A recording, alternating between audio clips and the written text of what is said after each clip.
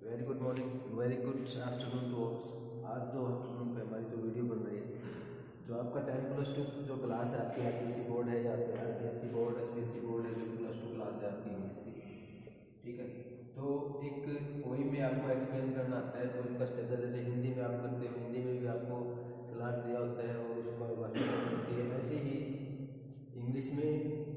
आपको क्या करनी है, रेफरेंस और कॉन्टेक्स्ट यानी कि व्याख्या करनी है। जैसे कि ये पूरा का पूरा स्टैंजा है, सबसे पहले तो आपको याद पता होना चाहिए जो पोइम है, पोइम में से कौन सी पोइम के अंदर से स्टैंजा दिया गया है, ठीक है। स्टैंजे के अंदर से आपको रेफरेंस कॉन्टेक्स्ट और एक्सप्लेनेशन करना है, इसका एक्सप्लेन करना पूरा का पूरा स्टैंजा। तो अगर किसी ने बच्चे ने अच्छी तरह से 10+2 की बुक को पढ़ा है तो पहली ही लाइन से आप समझ सकते हो कि वी थिंक ऑफ ब्यूटी एक आपकी एक पोइम है।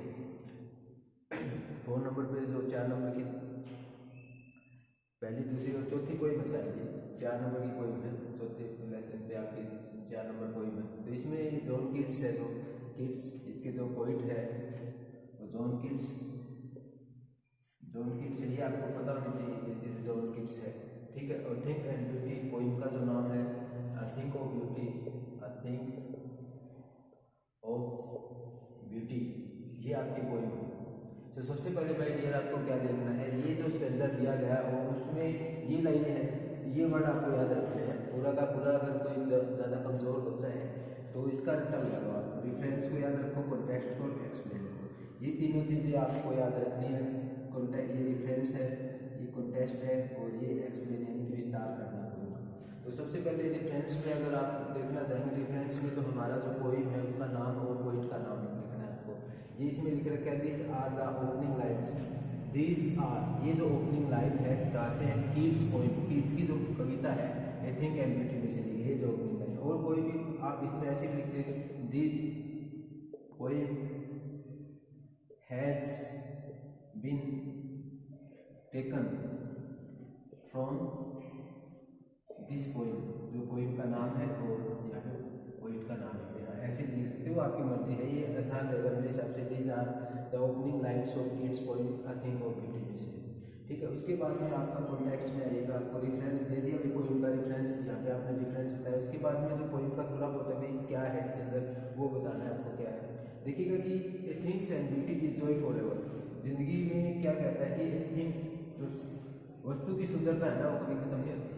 फॉर एवर होती है, जो हमेशा बनी रहती है। It's remains and increase, it will be never pass into the nothingness, कभी भी वो बढ़ाती रहती है अपने जीवन को, एंड विल नेवर, कभी भी पास नहीं होती। पास का मतलब यानी कि डेथ यानी पास हुई, but will be gives A bore of quiet for us and sleep, और ये हमें क्या देती है, जैसे कि खुशी देती है, एक प्रकार से बहुत अच्छी खुशबू देती है, एंड स्लीप होते हैं फुल ऑफ स्वीट ड्रीम, और बड़े अच्छे अच्छे आनंद वाले सपने देते हैं, हेल्थ एंड क्वाइट ब्रीथिंग, और हमारे स्वास्थ्य को, हमारे शरीर को बड़ा अच्छा बनाने लगती है, ये बातें कह रहे हैं इसके अंदर। और फिर उसके बाद में क्या है, जो पोइट है वो प्रेज कर रहा है, किसकी प्रेज करता है, द ब्यूटी ऑफ थिंग्स, जो सुंदरता है, किसी वस्तु की सुंदरता है उसकी प्रेज करता है यहाँ पे, जो हमारे जॉन कीट्स, बड़ा फेमस पोइट है, थोड़ी सी एज में चले गए थे, काफ़ी इंपॉर्टेंट पोइट है रोमांटिक एज के। For their permanents and the joy that provide, for permanent, ये चीज़ें हैं हमें परमानेंट्स जॉय देती है, जो आनंद, दे प्रोवाइड, वो प्रोवाइड करवाती है, also the recounts the blessing of the think and beauty, poem का नाम लिख सकते हो आप, जो ब्लेसिंग देती है हमें थिंक एंड ब्यूटी। उसके बाद में एक्सप्लेन की, इसमें 2 लाइन 3 लाइन आप उठा सकते हो, पूरी की पूरी 4 लाइन उठाने की जरूरी नहीं है, 3 लाइन भी उठा सकते हो आप, 2 लाइन उठा सकते हो। तो इसमें देखिएगा द पोइट से दैट, यहाँ पे जो कवि है वो क्या कहता है, जो पोइट है वो क्या कहता है, a thing of beauty is permanent and its beauty, यानी शॉर्ट फॉर्म में लिख सकते हो आपको, its beauty always increase with the passage of times. अब यहाँ पे देखिएगा क्या कहता है, poet say that in the things and beauty में कहते हैं कि जो परमानेंट सुंदरता है हमेशा बढ़ाती है, with the passage of time, हमारे समय को भी बढ़ाती है हमें, ये जो सुंदरता है, it is the source of endless Joy for us, और ये अब क्या कहते हैं, इट्स, यह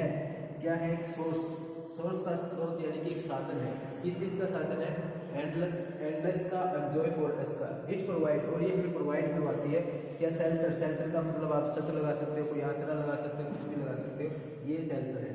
फुल ऑफ, ये क्या होता है, क्यूटीट्यूड्स, इसका मतलब आप काम भी लिख सकते हो, पीस लिख सकते हो, शांति लिख सकते हो, ये सारी की सारी चीजें आप लिख सकते हो। इसका मतलब शांति है और ये हमें शांति देती है, कहने का मतलब शांति। स्वीट ड्रीम्स एंड स्लीप, जो स्लीप है, जो नींद है, विद स्वीट ड्रीम, एक अच्छे सपने के, एक मीठे सपने के साथ, एंड हेल्प विद सॉफ्ट ब्रेथिंग्स, और ये एक हमें क्या देती है, ड्रीम है, and help with soft breathing when, देखिएगा ये source of endless enjoy for us, it is provide with shelters and full of quietude, बिल्कुल हमें शेल्टर हमें आश्रय देती है और एक प्रकार से हमें बिल्कुल शांति देती है। Sleep with sweet dream and help with soft breathing, और जो आपकी नींद है वो भी है sweet dream and help with a breathing. When we are sorrowful give, जब हम दुखी होते हैं तो ये क्या देती है हमें, sweet sleep and health, sweet sleep and health देती है। चैनल को लाइक करना, सब्सक्राइब करना, और बिल्कुल आसान वे में है। इसके बाद में एक और वीडियो आएगी पॉइंट के ऊपर, और ये वाले डिफरेंस है कॉन्टेक्स्ट को याद रखना। Thank you.